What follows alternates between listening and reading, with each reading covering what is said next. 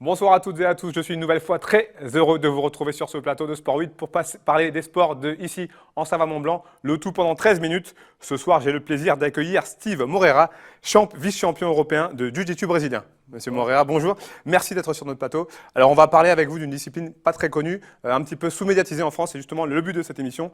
Avant de commencer, Steve, une première chose, qu'est-ce que c'est que ce sport, tout simplement, le Jiu-Jitsu brésilien? Alors, le jiu-jitsu brésilien, c'est un ensemble de judo et de jiu-jitsu. Donc, on commence debout avec des projections au sol. Et le but, c'est de soumettre ou de maîtriser l'adversaire en marquant des points et en gagnant comme ça. Alors, c'est un sport plutôt jeune, en pleine évolution. Ici, en Savoie-Mont-Blanc, qu'est-ce qu'il représente, ce sport? Il y a beaucoup de pratiquants? Il y a très peu de pratiquants parce que ça vient de commencer il y a peu. Et chaque année, ça augmente. Où il y a beaucoup, c'est à Genève. Et voilà. Vous, comment est-ce que vous êtes arrivé dans cette discipline? Alors, ça fait seulement 2 ans, vous me disiez, Ouais. que vous pratiquez. Ça fait 2 ans et demi. En fait, j'ai un ami que je connais depuis ma jeune enfance qui a ouvert un club qui est pratiquant de MMA et aussi de Jiu-Jitsu. Donc, il a ouvert un club à Annemasse et puis il nous a initiés à ce sport. Et tout de suite, j'ai accroché en fait. Qu'est-ce qui vous plaît justement dans cette discipline? Bah, c'est cette combativité où c'est qu'on apprend justement à combattre debout et aussi au sol. La principale différence avec, on va dire, le grand frère, le Jiu-Jitsu, entre les deux disciplines, quelle est la différence? Bah, la différence, c'est que au Jiu-Jitsu, c'est plus du travail de projection et de maîtrise. C'est aussi beaucoup de techniques d'immobilisation que le Jiu-Jitsu, il mélange, si je ne me trompe pas, il mélange aussi les coups avec. Alors, on parle, vous m'avez devancé, on parle de technique d'étranglement, de clé articulaire ou même de compression musculaire. Ouais. C'est la base? C'est la base, oui. Puisque plus vite on soumet l'adversaire et plus vite on gagne le combat. Allez Steve, on va faire une petite aparté. On va parler de ski alpin à présent, direction les Saisies en Savoie, où plusieurs membres de l'équipe de France de ski alpin ont participé la semaine dernière à une séance d'entraînement un peu particulière. On regarde le reportage. L'effort est bref mais intense. Steve Missidier, comme 3 de ses compères de l'équipe de France de ski alpin, a participé ce jeudi à une séance en salle hypoxique. Et le moins que l'on puisse dire, c'est que cela ne ressemble pas à une partie de plaisir. On sait qu'on va chercher dans les limites. C'est pas forcément très long, mais c'est hyper intense. Donc voilà, c'est un mauvais moment à passer. Faut pas faire que ça, mais de temps en temps, avec un protocole bien défini, ça commence à être reconnu que ça marche bien. Sous les ordres de 2 préparateurs physiques de la FFS, Mathieu Fèvre, Jean-Baptiste Grange, Victor Muffajandé et donc Steve Missidier ont enchaîné 1h30 durant les passages dans cette petite pièce de 6 mètres carrés où l'oxygène est plus rare. On simule l'altitude par la chambre qui nous est mise à disposition par les saisies. Donc on va essayer de travailler à haute intensité pour préparer un peu l'organisme aux efforts qu'on va avoir à Saint-Maurice, parce que le départ à Saint-Maurice c'est à 2300 mètres d'altitude, donc on essaie déjà de préparer les organismes pour ça. On monte en cardio beaucoup plus vite, on charge les cuisses beaucoup plus rapidement également. Donc c'est réellement dans l'effort qu'on se rend compte de la différence qu'il y a entre faire du sport, je dirais, à une altitude normale aux alentours de 300 mètres et à une haute altitude comme là, aux alentours de 3500, 4000 mètres d'altitude. Actuellement en pleine préparation des championnats du monde de ski alpin qui démarrent le 6 février prochain, les Bleus savourent cette bouffée d'air pur qui s'est conclue par une sortie en ski de fond. On a ce bloc de physique, ce qui est bien, c'est qu'on retrouve un peu les géantistes, les combinards. Donc voilà, ça permet d'avoir une petite semaine de physique avec tout le groupe, ça permet de ressouder un peu le groupe. Et malgré le relatif échec des Français sur le dernier géant de Garmisch, l'optimisme reste de vigueur dans le clan tricolore avant cette échéance mondiale. C'est des pistes qui sont très jolies là-bas, assez vallonnées. C'est pas des pentes, je dirais, comme Alta Badia ou comme Val d'Isère. C'est des pentes un petit peu plus douces, un petit peu plus vallonnées. Donc ça fera un très beau géant de championnat du monde. Maintenant, à nous de mettre tout en place ce jour J pour faire partie de la fête. Après, comme j'ai dit, c'est des championnats du monde, c'est des courses d'un jour, tout peut se passer dans un sens comme dans l'autre. Donc voilà, c'est simplement agréable d'avoir toute cette équipe autour de nous et ça montre aussi tout le travail fait par la fédération et par les coachs. Pour savoir si l'air des Saisies et de la Savoie auront eu un effet bénéfique sur nos skieurs, il faudra patienter jusqu'au 17 février prochain pour voir les géantistes en action. Les slalomeurs, eux, ont rendez-vous le 19 pour la course qui clôturera les championnats du monde de Saint-Moritz. Des championnats du monde de Saint-Moritz qui débutent ce mardi avec, on espère, beaucoup de médailles pour les Français. Alors si vous avez une grosse actualité récente, c'est aussi pour cette raison que je vous ai invité, puisque le 17 janvier dernier, à Lisbonne, vous avez décroché le titre de vice-champion européen. Avec le recul, un mot sur cette... Qu'est-ce que vous ressentez après cette performance? Bah, je suis assez fier de moi parce que, surtout en étant en ceinture blanche, en ayant débuté, et puis avec on y va là-bas avec beaucoup d'appréhension.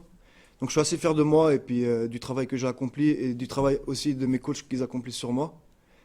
Donc non, je suis vraiment très très heureux. C'était d'ailleurs votre première participation à une compétition d'une telle envergure? Ouais, exactement. C'était ma première compétition. Puis on voit toutes les stars du jiu-jitsu. C'est vraiment quelque chose. On rappelle que cette compétition, si je ne dis pas de bêtises, c'est la troisième, la plus importante au monde. C'est signe que vous avez quand même réussi un très gros coup au Portugal. Alors vous avez parlé de fierté, mais est-ce qu'il n'y a pas un petit peu de surprise? Vous attendiez à faire un tel résultat?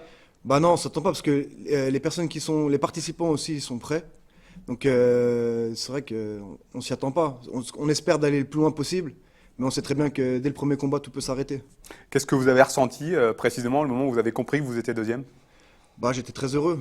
Un peu de déception parce que on aime toujours avoir la première place, mais j'étais très heureux et très fier surtout. Alors vous qui avez l'habitude de on va dire, combattre dans des compétitions organisées en Suisse, vous me disiez que c'est un petit peu plus structuré de l'autre côté de la frontière.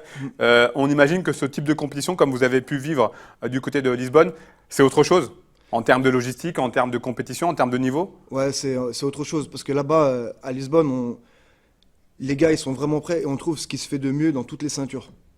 Vraiment, les gars, ils sont vraiment prêts physiquement, techniquement, pour le niveau de chacun.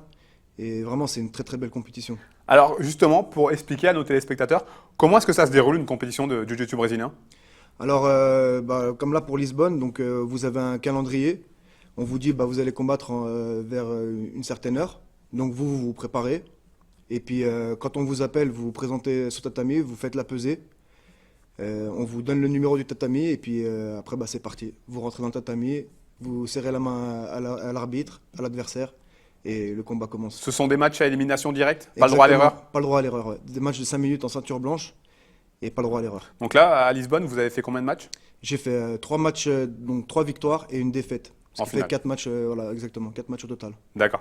Allez, on va parler un petit peu de basket avec Aix-Maurienne, Savoie Basket en Pro B. La MSB qui a conclu la phase allée du championnat de Pro B donc par une défaite du côté de Lille, 81-63. Pas de panique néanmoins pour les hommes de Sébastien Bozon qui sont donc 13e après 18 matchs. Après 17 matchs, 13e sur 18. On rappelle bien évidemment que l'objectif c'est le maintien. La MSB recevra le leader Bourg-en-Bresse ce vendredi pour un derby. On va parler hockey sur glace avec la fin de la saison régulière de Ligue Magnus qui touche à sa fin.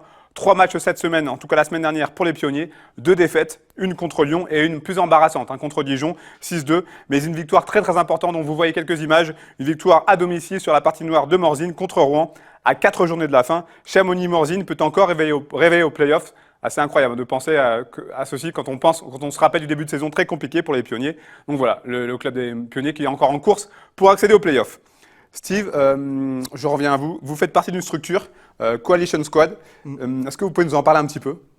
Alors en fait, ça met en avant les talents qu'on a donc dans la région. On a des boxeurs, des chanteurs. Alors ça, oui, des danseurs. c'est multidiscipline. Voilà, multidiscipline, voilà. En fait, c'est pour mettre en avant chacun, en fait. Parce que au départ, on évoluait chacun un peu dans notre coin.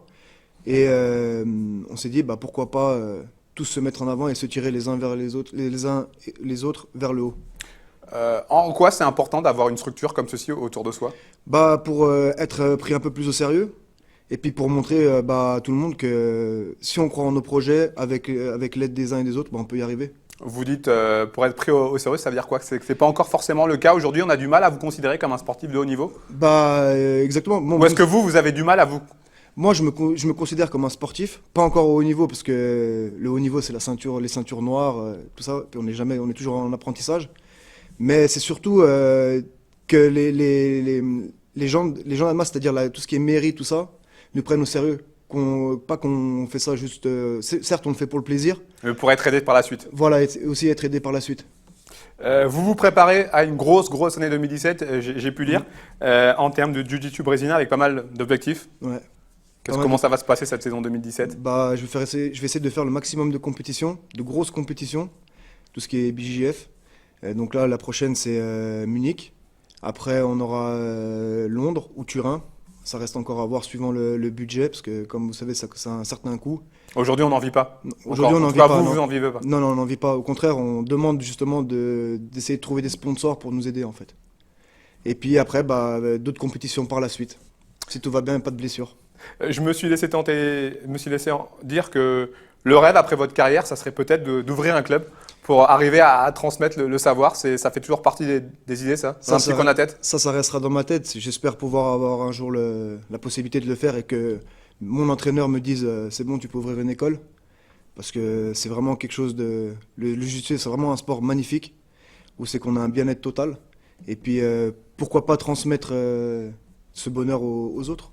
Qu'est-ce qui vous plaît justement dans cette manière de transmettre votre passion à d'autres personnes?